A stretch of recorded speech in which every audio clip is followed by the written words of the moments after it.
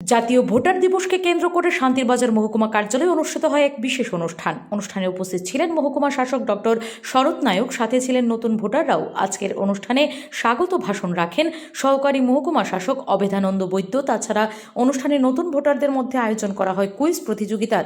অনুষ্ঠানে অতিথিরা সম্মানিত করেন ভোটের কাজে নিয়োজিত কর্মী অভিষেক সাহাকে। সব মিলিয়ে আজকের এই অনুষ্ঠানটি ছিল মন মুগ্ধকর। স্থির করবে নবভোটারেই যারা ফ্রেশ মাইন্ড, ওরাই স্থির করবে যে আমাদের অ্যাকচুয়ালি আমাদের সংসদে, আমাদের বিধানসভাতে কারা বসছে, তাদের কতটুকু যোগ্যতা আছে, তাদের কতটুকু ক্যালিবার আছে যে একটা আইন প্রণয়নে, এই আইনটা প্রণয়ন করার পর এই সমাজে কতটুকু বাস্তবতা আছে, না আইনটা আইনের জায়গাতে থেকে যায়, আইনটা এই কার্যে রূপান্তরিত হয় না।